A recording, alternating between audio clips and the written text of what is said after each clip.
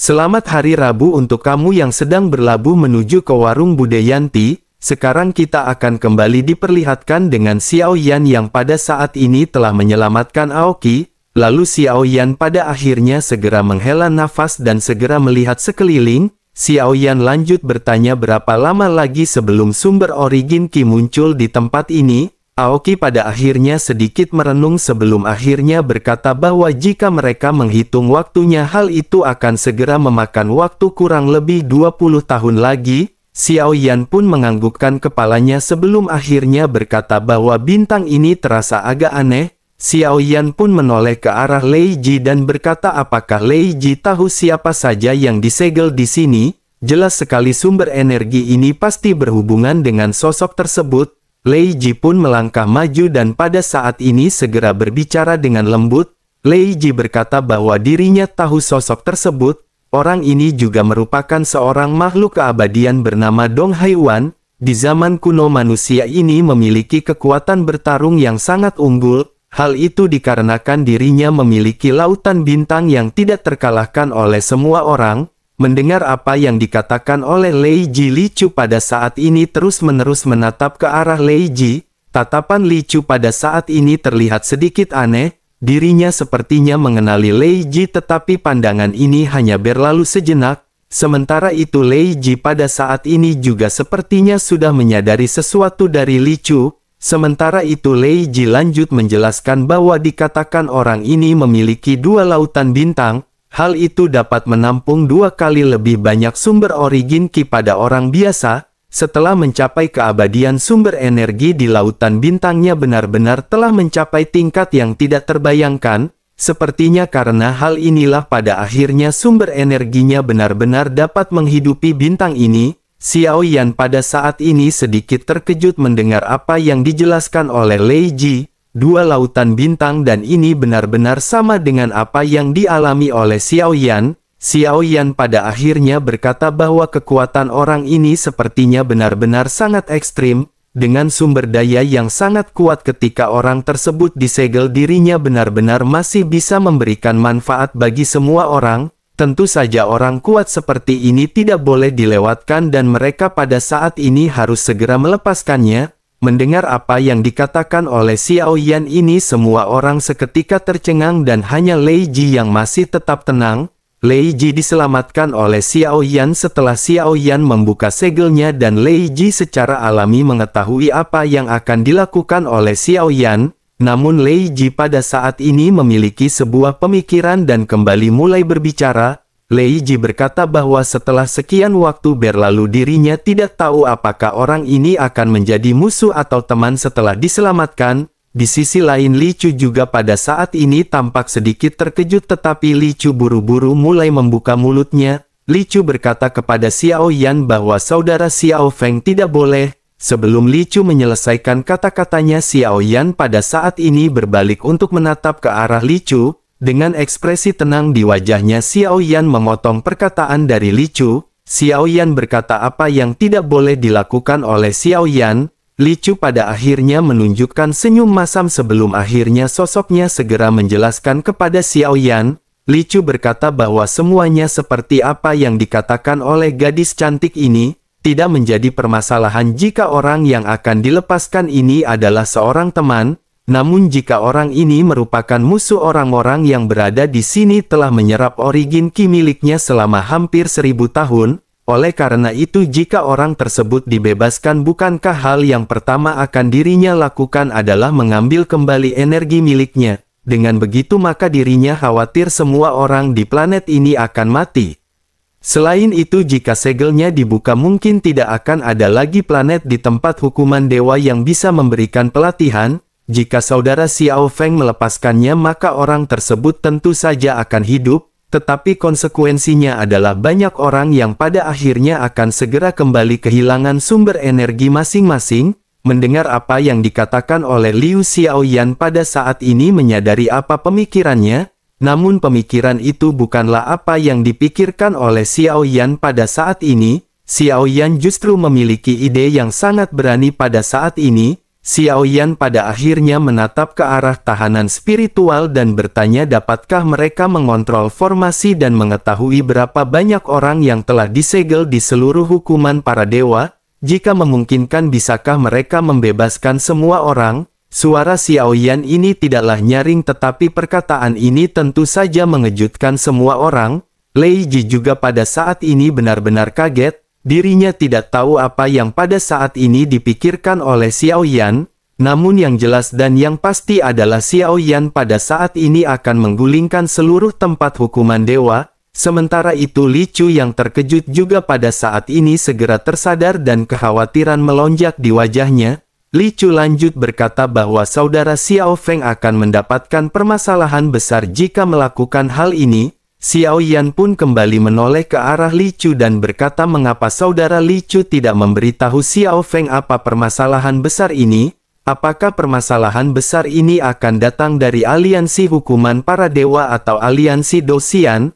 Li Chu pun menghela nafas dan pada saat ini tidak menyangkal perkataan Xiao Yan dan hanya bisa tersenyum tipis. Li Chu hanya berkata bahwa latar belakang saudara Xiao Yan ini benar-benar misterius dan menakutkan. Mendengar hal tersebut Xiao Yan pada saat ini tidak ingin banyak basa-basi lagi dan Xiao Yan segera mulai lanjut berbicara. Xiao Yan berkata bahwa saudara Li Chu juga bagaimana mungkin menjadi orang yang biasa-biasa saja. Li Chu pada saat ini kembali dikejutkan oleh perkataan Xiao Yan dan Li Chu hanya bisa menghela nafas. Li Chu memutuskan untuk segera mengklarifikasi identitasnya. Li Chu berkata bahwa dirinya benar-benar hanya menerima tugas dari aliansi Dosian. Dirinya juga hanya tidak sabar menunggu orang yang melakukan kejahatan untuk ditangkap. Namun ketika memikirkan hal ini dirinya teringat seseorang tetapi dirinya tidak bisa membandingkannya dengan saudara Xiao Yan. Apakah saudara Xiao Yan mengenali sosok yang bernama Luo Tian? Xiao Yan pada saat ini menggelengkan kepalanya dan berkata bahwa Xiao Yan tidak mengenalinya.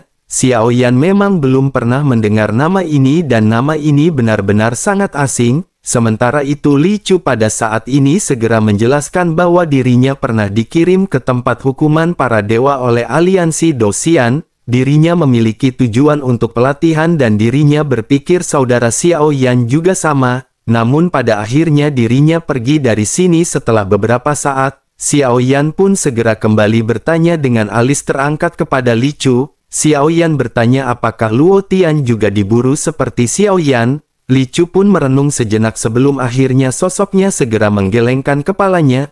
Li Chu berkata bahwa itu tidak terjadi. Tetapi ketika Luo Tian datang ke sini dirinya hanya membunuh 10 utusan. Dirinya tidak melepaskan segel para penjahat yang disegel dan dilarang seperti saudara Xiao Yan. Selain itu mungkin hal tersebutlah yang pada akhirnya membuat marah aliansi hukuman dewa kepada saudara Xiao Yan. Xiao Yan pun tersenyum dan terlihat tidak peduli sebelum akhirnya berkata bahwa itu memang mungkin. Namun sejujurnya Xiao Yan pada saat ini sangat tidak puas dengan semua yang telah Xiao Yan lakukan. Oleh karena itu meskipun Xiao Yan ingin pergi dari tempat ini Xiao Yan harus meninggalkan sesuatu. Li Chu pun memandang ke arah Xiao Yan dengan serius dan terus bertanya apakah saudara Xiao Yan benar-benar tidak takut. Selain itu dikatakan bahwa pemimpin aliansi Dosian ini merupakan sosok keabadian. Oleh karena itu dengan satu pemikirannya saja akan dapat membunuh mereka dalam sekejap. Mendengar hal tersebut Xiao Yan pada saat ini segera malah balik bertanya apakah saudara Li Chu takut. Li Chu pada saat ini hanya bisa terdiam mendengar pertanyaan dari Xiao Yan. Sementara itu Xiao Yan sebenarnya telah memikirkan hal ini jauh-jauh hari. Meskipun Xiao Yan tidak tahu keadaan dari tubuh klon dewa asli setidaknya untuk saat ini sepertinya kekuatan fisik dari tubuh klon dewa asli telah mencapai tingkat dogat. Dengan hanya satu pemikiran Xiao Yan saja klon dewa asli benar-benar bisa menghancurkan seorang dogat bintang 6. Selain itu tubuh klon dewa asli juga sepertinya sudah lama kehilangan banyak kekuatannya. Mungkin saja klon dewa asli ini juga lebih kuat dari apa yang dibayangkan oleh Xiao Yan. Namun karena adanya batasan klon dewa asli tidak dapat meninggalkan tempat ini untuk saat ini. Xiao Yan juga tidak bisa mempertimbangkan bagaimana caranya klon dewa asli akan bisa pergi. Tidak peduli seberapa kuat kekuatan seseorang itu akan dibatasi dan Xiao Yan perlu mengintegrasikan kekuatan, terlebih lagi tempat hukuman dewa ini juga merupakan tempat yang sangat bagus. Mungkin sebagian besar orang di sini tidak ada hubungannya dengan yang mulia seperti Xiao Yan, namun kebanyakan dari mereka memiliki satu kesamaan dengan Xiao Yan. Poin umumnya adalah mereka semua membenci aliansi Dosian. Mereka semua benar-benar terjebak ke tempat terpencil seperti ini oleh aliansi Dosian. Mereka benar-benar berjuang mati-matian untuk mendapatkan sumber daya yang sangat sedikit. Memikirkan hal ini, Xiao Yan pun memandang ke arah Li Chu dan Xiao Yan pada saat ini kembali berbicara. Xiao Yan berkata bahwa Li Chu tentu tahu siapakah Xiao Yan. Meskipun Li Chu tidak tahu banyak mengenai Xiao Yan, tetapi Xiao Yan pada saat ini akan menjelaskan apa yang dipikirkan oleh Xiao Yan. Mendengar hal tersebut, Li Chu pada akhirnya memandang ke arah Xiao Yan dengan serius. Sementara itu Xiao Yan berkata bahwa ide Xiao Yan pada saat ini sangatlah sederhana. Xiao Yan hanya ingin menjadi pemimpin baru dari aliansi Dosian. Mendengar apa yang dikatakan oleh Xiao Yan, Li Chu segera bertanya apakah saudara Xiao Yan yakin bisa mengalahkan sosok keabadian. Xiao Yan pun tersenyum sebelum akhirnya menatap ke arah klon dewa asli dan berkata bahwa Xiao Yan tidak memiliki kemampuan tetapi dirinya memilikinya. Mata semua orang pada akhirnya tertuju pada klon dewa asli dan mereka berpikir bahwa kekuatan klon dewa asli ini benar-benar luar biasa. Dirinya benar-benar tidak membutuhkan Origin Ki sebagai sumber tenaga sama sekali. Dirinya hanya perlu menyerap kekuatan bintang untuk mengisi kembali dirinya sendiri. Terlebih lagi sebagian besar planet di sini tidak berpenghuni dan dikatakan telah menjadi limbah. Namun bintang yang disebut limbah ini juga benar-benar masih memiliki energi yang terkandung di dalamnya. Energi ini bukanlah Origin Ki melainkan sumber energi planet itu sendiri. Xiao Yan benar-benar memiliki ide yang berani dengan membebaskan semua orang yang tersegel di masing-masing planet. Dengan begitu maka planet-planet ini juga akan ditinggalkan. Hal itu jugalah yang pada akhirnya akan bisa membantu klon dewa asli untuk meningkatkan kekuatannya. Setelah memikirkan hal ini, Xiao Yan pada akhirnya kembali memandang ke arah Li Chu dan bertanya dengan sedikit ragu. Xiao Yan bertanya kepada Li Chu apakah dirinya benar-benar berasal dari aliansi hukuman dewa. Li Chu pun segera mengangguk mendengar apa yang baru saja ditanyakan oleh Xiao Yan. Sementara itu Xiao Yan pada saat ini kembali bertanya apakah Li Chu memiliki keputusan akhir di aliansi hukuman dewa. Li Chu pun tersenyum pahit dan sedikit menganggukkan kepalanya. Sementara itu Aoki memandang ke arah Li Chu dengan penuh tatapan kaget, begitu juga dengan Xie Kunji. Sementara itu Li Chu pada akhirnya tersenyum masam dan segera kembali berbicara bahwa dulu memang begitu, tetapi sekarang bukankah saudara Xiao Yan yang telah mengambil keputusan akhir di tempat ini? Di sisi lain Xiao Yan pada saat ini masih memandang ke arah Li Chu dan tiba-tiba niat membunuh muncul di mata Xiao Yan. Xiao Yan tanpa banyak basa-basi segera berkata bahwa saudara Li Chu telah mengeluarkan perintah buronan kepada Xiao Yan. Jika begitu permasalahannya, bukankah saudara Li Chu juga yang mengatur begitu banyak utusan untuk memburu Xiao Yan? Li Chu pun seketika menangkupkan tangannya dan akhirnya segera berbicara sambil tersenyum masam. Li Chu berkata agar saudara Xiao Yan pada saat ini mohon mengerti. Mereka hanya mematuhi perintah dari aliansi Dosian dan jika mereka tidak melakukannya mereka benar-benar akan berakhir dengan kematian. Tetapi pada saat ini dirinya datang ke saudara Xiao Yan dan dirinya telah memperjelas posisinya. Mendengar apa yang dikatakan oleh Li Chu, Xiao Yan pada saat ini menyadari niat sesungguhnya dari Li Chu. Xiao Yan berpikir bahwa Li Chu datang ke sini adalah untuk bekerja sama dengan Xiao Yan berhadapan dengan aliansi Dosian. Xiao Yan pada akhirnya segera bertanya kepada Li Chu apakah Li Chu tidak takut. Li Chu pun berkata bahwa rasa takut tentu saja ada, tetapi bukankah jika mereka terjebak di sini selama sisa hidup mereka hal tersebut dapat dikatakan sebagai sesuatu yang lebih menakutkan? Selain itu jika saudara Xiao Yan benar-benar ingin melepaskan semua penjahat yang disegel di seluruh tempat hukuman para dewa, dengan sumber Origin Ki di tempat hukuman para dewa yang sangat tipis sepertinya tidak mungkin bagi mereka untuk melawan aliansi Dosian. dengan mereka yang melakukan hal tersebut sepertinya di dalam pertempuran mereka benar-benar akan dikalahkan. Mendengar analisis dari Li Chu ini, Xiao Yan pada saat ini sedikit terdiam. Setelah beberapa saat, Xiao Yan pada akhirnya segera berkata bahwa dirinya tidak pernah berpikir untuk mengandalkan orang-orang di sini untuk memperjuangkan Xiao Yan. Dapat dikatakan rencana Xiao Yan ini hanyalah pembebasan sederhana di tempat hukuman para dewa. Xiao Yan pada saat ini mengerutkan kening dan Xiao Yan berpikir bahwa tidak ada waktu untuk menghadapi Li Chu yang terus-menerus berbicara omong kosong. Bagaimanapun Xiao Yan berbicara, Li Chu pasti akan menolak melakukan hal tersebut. Oleh karena itu Xiao Yan pada saat ini segera menegaskan kembali kepada Li Chu. Xiao Yan pada saat ini segera berkata bahwa sebaiknya mereka menghentikan omong kosong ini. Xiao Yan akan tetap melakukan apa yang baru saja Xiao Yan jelaskan. Oleh karena itu Xiao Yan pada saat ini benar-benar tidak peduli dengan apa yang baru saja dikatakan oleh saudara Li Chu. Mendengar perkataan Xiao Yan yang tiba-tiba menjadi sedikit tidak menyenangkan, Li Chu pada saat ini sedikit terdiam. Li Chu juga merasakan perasaan dingin dan pada saat ini Li Chu segera kembali menangkupkan tangannya. Li Chu pada akhirnya segera berkata bahwa dirinya sudah mengatakan sebelumnya, saudara Xiao Yan lah yang telah membuat keputusannya sendiri dan Li Chu memohon maaf. Lalu Li Chu pada akhirnya menghela nafas dan sesungguhnya alasan utama mengapa dirinya takut membuka segel semua penjahat, hal itu dikhawatirkan memiliki kemungkinan untuk menarik perhatian dari pemimpin aliansi Dosian. Setelah semua penjahat ini dibuka maka bukan hanya sekedar bencana. Setelah pemimpin aliansi Dosian mengetahuinya, orang yang datang ke sini mungkin tidak hanya mengincar Xiao Yan tetapi semua orang akan dirugikan. Sementara itu Xiao Yan pada saat ini sedikit meredakan dan kembali bertanya kepada Li Chu. Xiao Yan bertanya berapa banyak orang yang telah tersegel di tempat hukuman para dewa.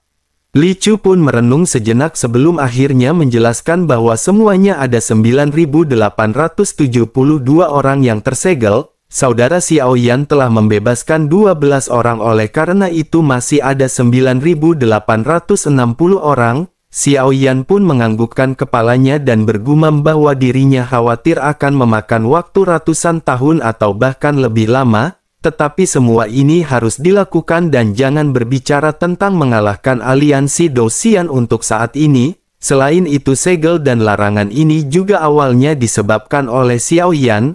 Mendengar apa yang dikatakan oleh Xiao Yan, semua orang pada saat ini tidak mengetahui maksud dari kalimat Xiao Yan yang terakhir. Namun Xie Kunji yang telah mengetahui identitas Xiao Yan mengerti bahwa yang dimaksud oleh Xiao Yan adalah sosok yang mulia. Semua orang pada saat ini hanya bisa terdiam sementara Xiao Yan kembali menoleh ke arah Li Chu. Xiao Yan segera berkata bahwa Li Chu sudah cukup tahu tentang Xiao Feng. Sebaiknya dirinya pada saat ini segera pergi dan jangan coba-coba menghentikan Xiao Feng. Jika tidak maka Xiao Feng akan menghancurkan aliansi hukuman dewa sebelum membuka segelnya.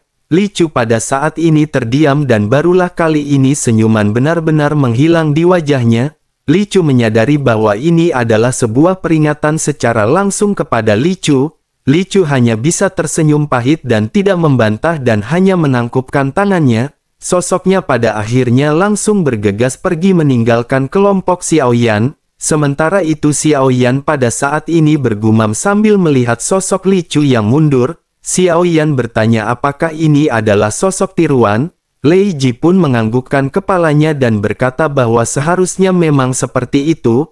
Ada yang salah dengan auranya dan sepertinya ada dua jenis aura. Klon ini juga sepertinya berasal dari perampasan tubuh seperti apa yang dilakukan oleh dewa jahat. Namun metode yang dirinya lakukan benar-benar jauh berbeda dengan apa yang dilakukan oleh dewa jahat. Xiao Yan pun menganggukkan kepalanya dan berkata sepertinya dirinya telah dijanjikan menjadi orang terkuat di aliansi hukuman dewa. Xiao Yan bisa merasakan aura kuat yang terpancar darinya. Selain itu dirinya juga benar-benar memiliki aura kebencian yang sangat kuat di dalam dirinya. Mendengar apa yang dikatakan oleh Xiao Yan, Lei Ji pada akhirnya menganalisis dan lanjut berkata sepertinya dirinya ingin menggunakan kekuatan Xiao Yan untuk melawan pemimpin aliansi Dosian. itulah alasan yang mengapa dirinya datang ke sini dan ingin menjalin hubungan dengan Xiao Yan. Xiao Yan pun menganggukkan kepalanya ketika mendengar hal ini karena apa yang baru saja disebutkan oleh Leji ini sangat mungkin.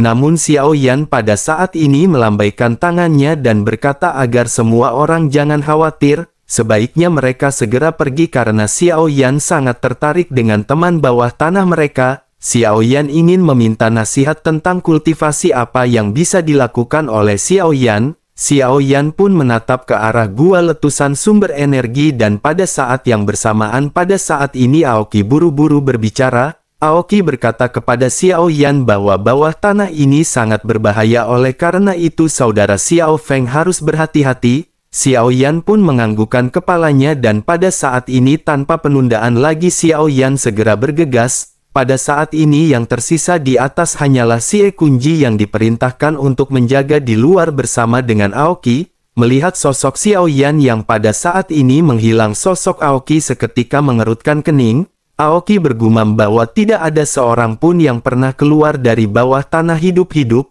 Bawah tanah ini sepertinya merupakan mulut yang harus melahap banyak orang untuk tetap memancarkan origin Qi. Hanya dengan cara inilah origin Qi dapat terus-menerus meletus dan dinikmati oleh semua orang. Banyak sekali orang yang telah masuk tetapi tidak ada satupun di antara mereka yang mampu keluar.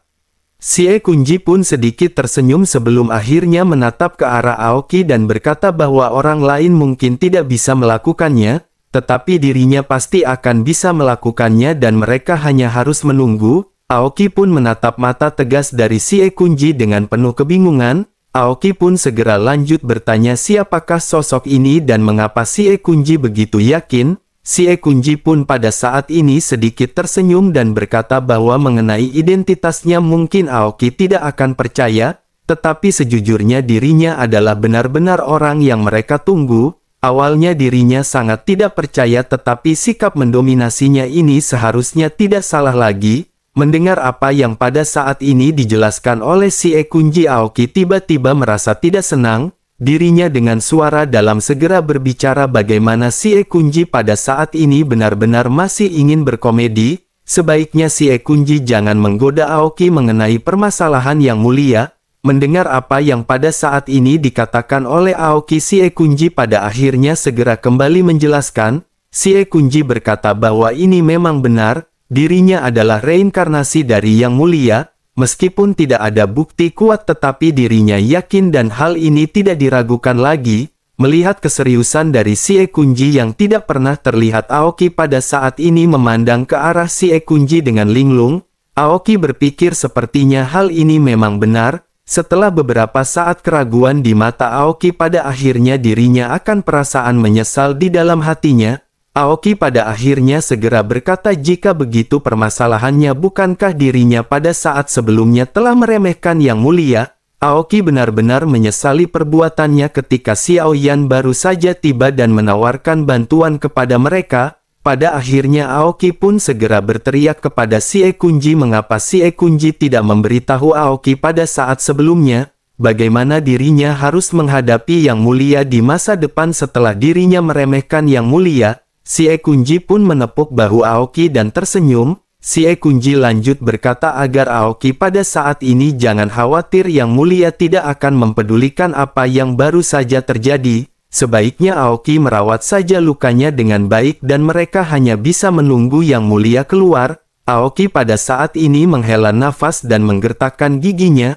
Aoki juga teringat bahwa Li Chu pada saat sebelumnya memanggil sosok Yang Mulia dengan sebutan saudara Xiao Fang. Pada akhirnya Aoki segera bertanya kepada Xie Kunji apakah nama keluarganya adalah Xiao. Xie Kunji pun mengangguk dan berkata bahwa sepertinya nama Yang Mulia di kehidupan ini adalah Xiao Feng.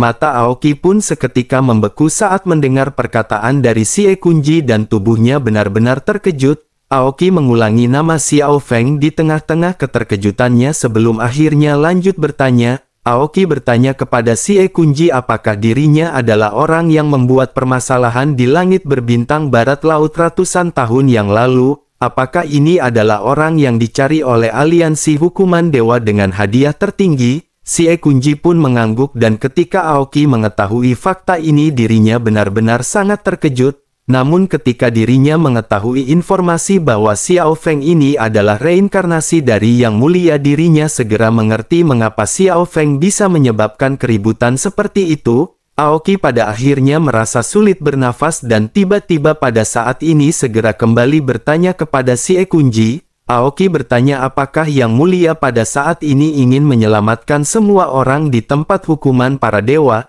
Xie Kunji kembali mengangguk dan berkata sejauh ini terlihat memang seperti itu. Mendengar apa yang dikatakan oleh Xie Kunji pada saat ini Aoki pun mengerutkan kening.